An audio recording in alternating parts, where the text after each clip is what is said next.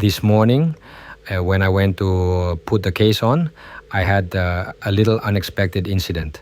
I saw that this nut was loose. I tried to screw it on, and it was screwed on well enough that it was not damaged by the force of this piece going backwards.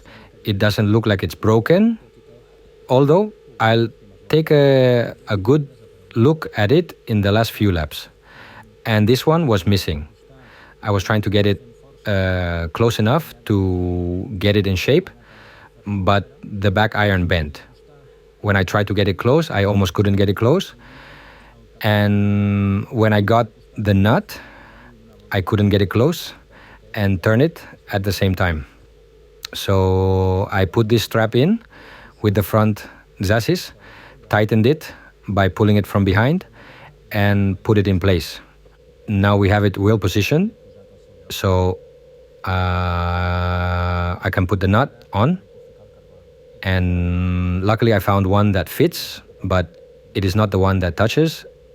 It does not have an end thread, but maybe with some washers we can solve the problem. Because if I put it all the way in here, the whole thing would dance. I haven't found another, so I'll have to put some thickness, some washers, or maybe even thicker. That'll solve the problem. Let's see how it goes. It has worked well. It was not necessary to put washers, neither had. It has entered well until the end. Perfect. And this one I retouched. This is a 14 and this is a 12 with 14 cup and 12 cup. It was perfect. It was well tightened and had not been spoiled. That is, it had just happened a little while ago.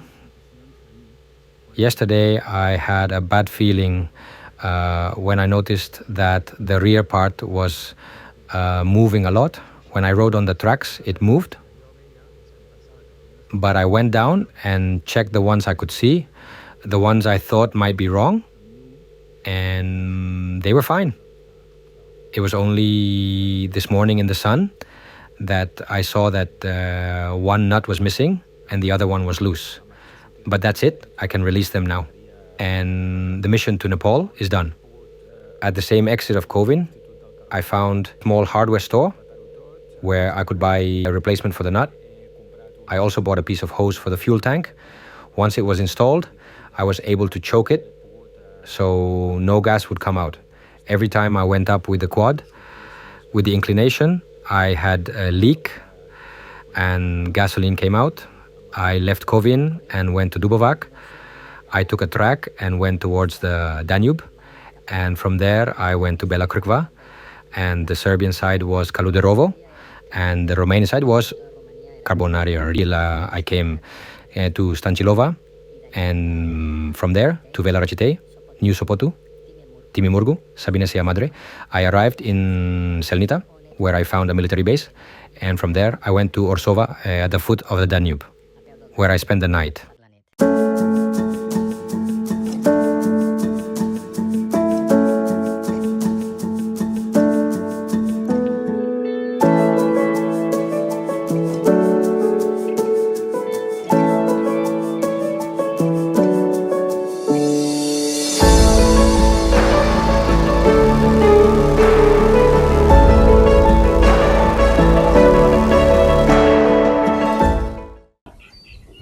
Right here in front of me, I'm right next to it, but nothing to touch the Danube.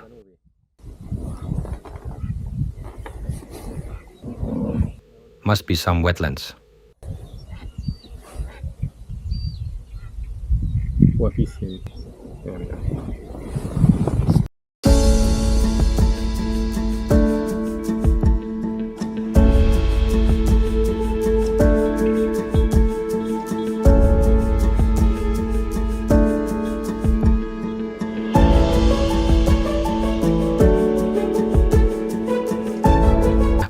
Beautiful.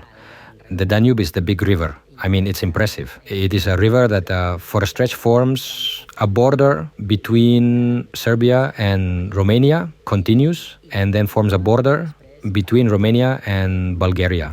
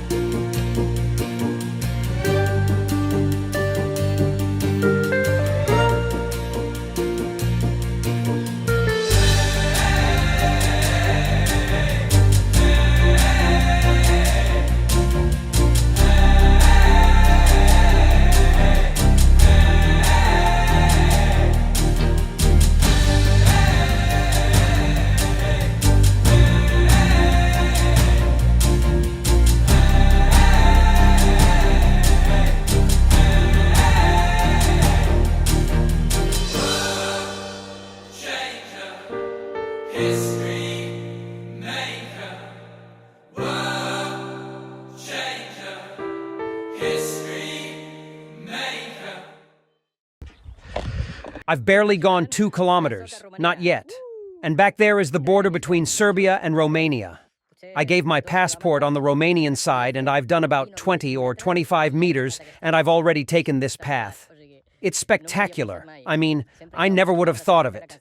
There are always a few kilometers of road that you have to do after a border until you find the track, and this was...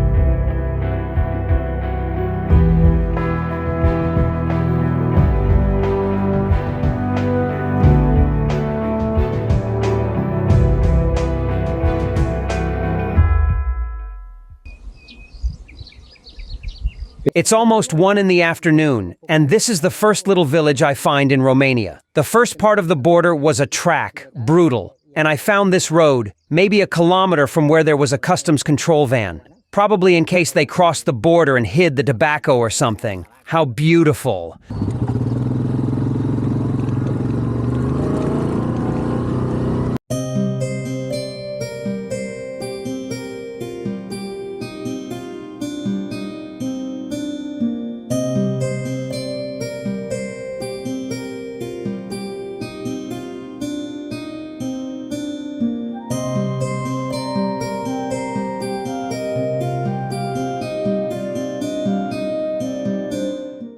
I'm already in Romania.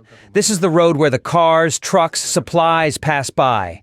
Wow, the forest is impressive, spectacular. Let's see if I'll be lucky enough to find a bear in the next few days. A friendly bear.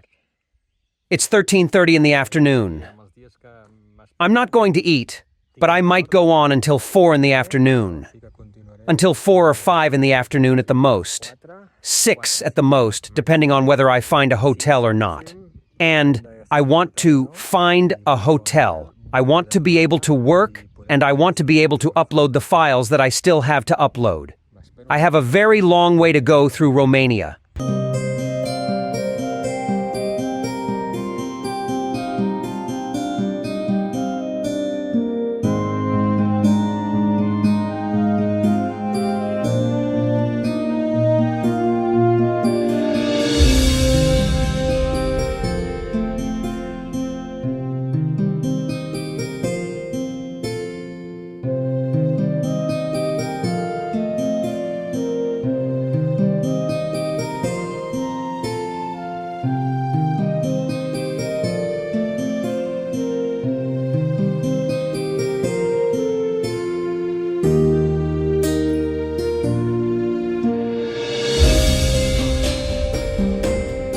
I've had a massive attack of insects all over my helmet.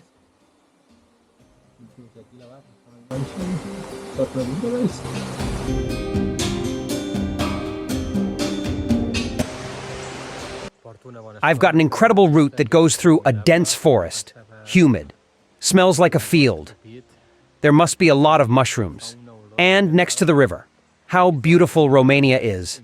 Very beautiful. How cool.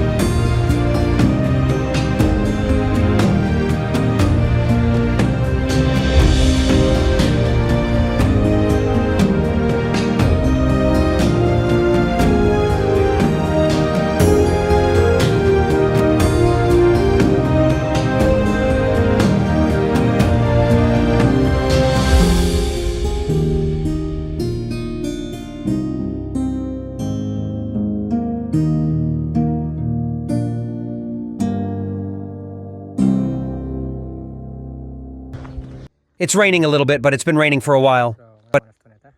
And I've seen a lot of houses that have this kind of structure, which is like this with vertical wood. It's not very big and ventilated. And I thought it was for drying clothes or for putting food in here, like a pantry, because it has a grill.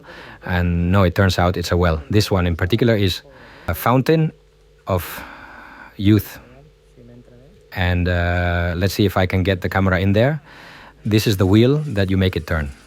I'm sure the bucket of water was brought up and poured in here and came out here. Also, the water must have stayed here for several animals to drink. Very good, isn't it? Very well thought out. Yes, sir. How beautiful. Well, we continue. Now that the rain has stopped, let's see if we can make up for it. Before I reached Eftimemurku, I passed the monastery of Tara Juli, a monastery under construction. The main monastery was in the center of the building, in the open air and surrounded by a wall with cells, which was being restored and improved, probably for tourism. It was raining, so I did not go inside. I saw it from the outside. I saw that they had work to do, but in a moment when it stopped raining, I was able to fly the drone. And I continued to the east towards Orsova.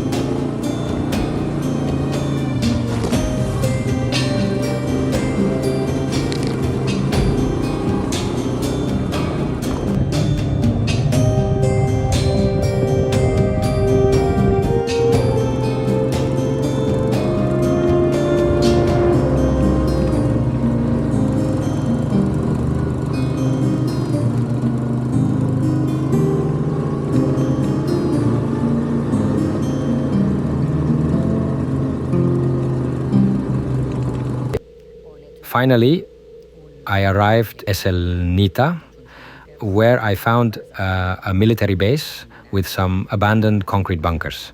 I went through the center with the quad. I saw that it was really an interesting surface, and from there I went directly to Orsova at the foot of the Danube.